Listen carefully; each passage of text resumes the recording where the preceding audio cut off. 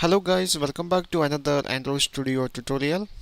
In this episode we are going to learn about what are the classifications of intent objects. So there are two classifications for intent object. First one is explicit intent and implicit intent. So by using the explicit intent you can start a component within the same application, but by using the implicit intent you can start a component which is available in another application. So here I am going to create an Android application that will demonstrate the two classifications of intent objects. So start a new Android Studio project. I name the project as app A. Click next. Create a blank activity. Here is the activity name and layout name, and click finish. Okay, now here we have the project is now available on Android Studio. Now here I am going to make some design on the activity main.xml file. Okay, here now I add a text view and a button into the activity main.xml file. And this text view represents the application name, that is application A. Now here for this button we have to add an onClick method. So here I am going to add an onClick method for this button. So Android onClick. I name the method as button click 1. Now we have to define this method in main activity.java file. Go to the main activity. There is no need of an options menu, so remove the unwanted methods. Now create the method public void button click 1. Yeah, this is not a valid method name. We have to change that one. I change it to button click 1.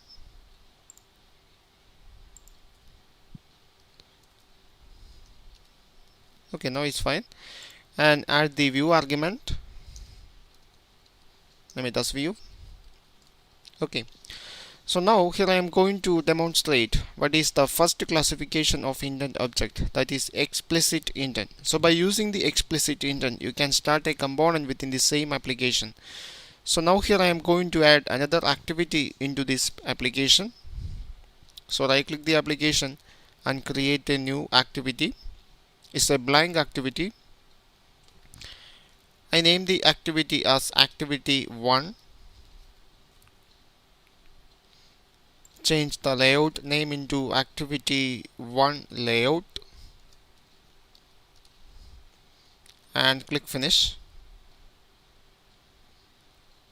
Now here we have the first activity. Now here I am going to make some design on this layout. Okay, here now I finished the design of the newly created activity that contains two text view. The first text view represents the application name and the second text view contain a greeting message. Okay, so when you create a new activity in Android Studio, the Android Studio will add some changes on the manifest file. We have to check it out. So open up the manifest folder and open up the Android manifest.xml file. So when you add a new activity, the Android Studio will automatically add an activity tag inside the manifest file that contain the class name of the newly created activity and a label. So the Android name attribute represents the class name of the component. Okay. So now here I am going to create an explicit intent to start this newly created activity. So go to the main activity. So first here I am going to create an intent object. So create an object of intent. I name the object as intent equal to new intent. So now here I need an explicit intent because here I need to start a component which is available on the same application. Okay, so if you use an explicit intent, you need to know the exact class name of the component. Here the component is an activity and I know the exact class name. Here the class name is activity 1, that is the class name corresponding to the newly created activity. So you have to pass the component name as an argument to the intent object, intent constructor. First, you need to pass a context object. Second, you have to pass the component class name. Here the component is activity1 and the bytecode class. Okay. So now this is an explicit intent, because by using this intent you can invoke a component within the same application. Now here I am going to pass these intent objects into the start activity method and pass the intent object.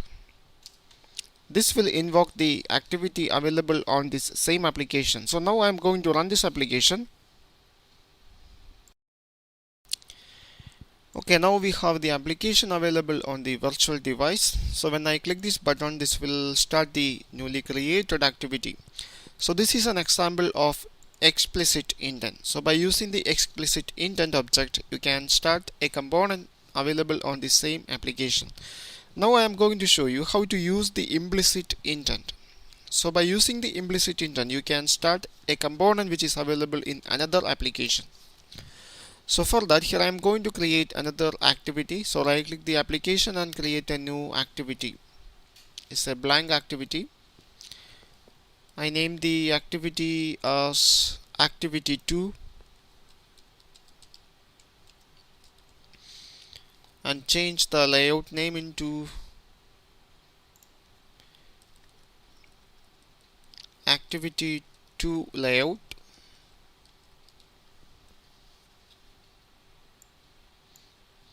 And click finish. Okay, now we have another activity called activity2. Now here I am going to make some design on this layout.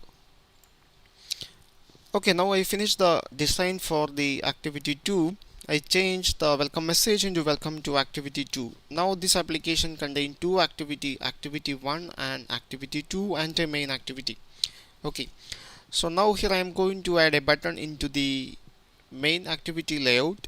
So go to the activity main.xml file, copy this button, paste it here.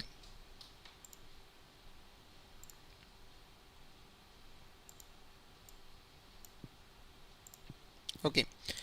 Now we have to change the text on the button, start activity2. Also change the onClick method into button click 2. Now we have to define that method on the main activity.java file. So go to the main activity.java, copy this method,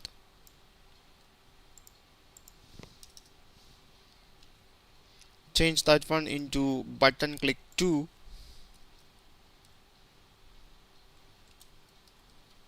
Okay, so here instead of activity1 I'm going to use activity2. Okay, so this is also an example of explicit intent. Now I am going to make some changes on activity2. I am going to make activity2 available for other application. That means other applications can start activity2 available on application A. For that, you have to add something on the Android manifest.xml file. So go to the Android manifest.xml file. So whenever you create a new activity in Android Studio will automatically add an activity tag corresponding to each activity. So here we add two activity, activity1 and activity2. So now I need to make activity2 available for other applications. For that, we have to add an intent filter into the activity tag, within the activity tag. So here I am going to add an intent filter tag. First, you have to specify an action for the intent filter.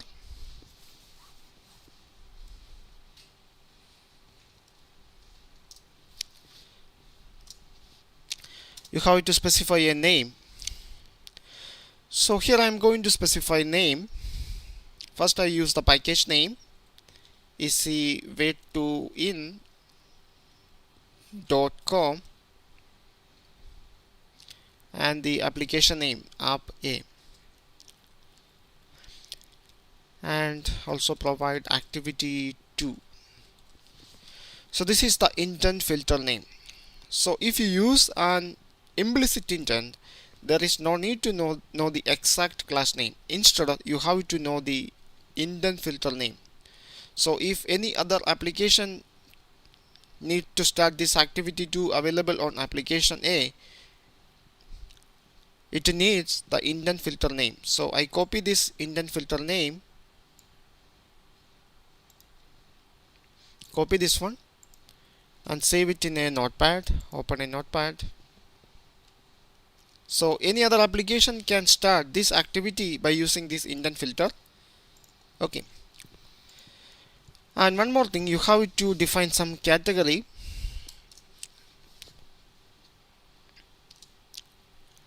Also specify a name attribute for the category.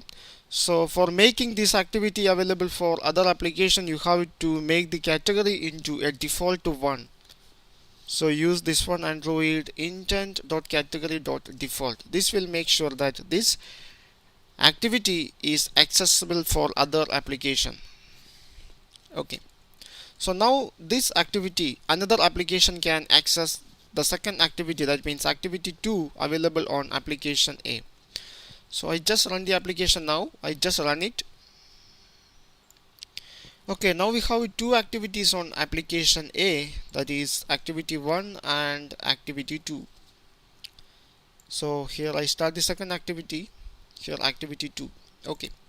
So this application contains two activities, and the second activity, activity 2, is available for other application because we define an intent filter for the activity 2. Now here I am going to close this application and create another Android project. So I close this project and start another Android Studio project. I name the application as app B. Create a blank activity, click finish. Okay, now here we have application B available on Android Studio. Now here I am going to make some design on the activity main.xml file. Okay, now here I finish the design of this application. Here we have a title application B and a button start activity in application A. So by using this button here, I am going to start an activity which is available on application A. So go to the XML version, we have to add an onClick method for this button. So first here I am going to add an onClick method, Android onClick. I name it as button click. Copy this method name, go to the main activity and define that method, public void button click.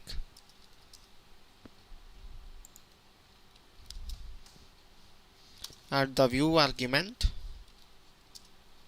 Okay, so here we have to start an activity available in another application, so you have to use an implicit intent. So by using an explicit intent, we can start a component available on the same application, but if you want to start a service or activity available in another application, you have to know the intent filter name. That means you have to use an implicit intent. So here we have the intent filter name for activity 2 in application A. This is the intent filter name we created on the manifest file for activity 2. So I copy this intent filter name. Now here I create a new intent object. So intent, I name it as intent equal to new intent.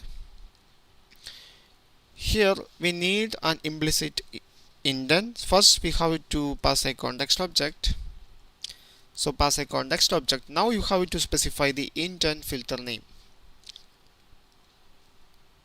Sorry, there is no need of these two arguments. There is only one argument is needed for this constructor, that is only the intent filter name. This is an example of implicit intent, because by using this intent filter name we are going to start a component in another activity. So when we create an implicit intent, the Android system will check all the intent filter name. If there is a match is found, the Android system will call the onCreate method on that component. In this case, the component is an activity, so the Android system will invoke the onCreate method available on activity 2 in application A. So now we can start the activity using start activity method. So I call the start activity and pass the intent object. Okay, now here I am going to install application B on the same virtual device. So I run the application.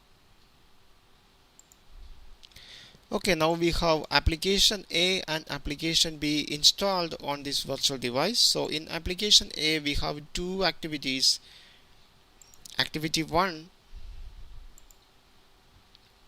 and activity 2. So here in application A I make activity 2 available for other application through an intent filter.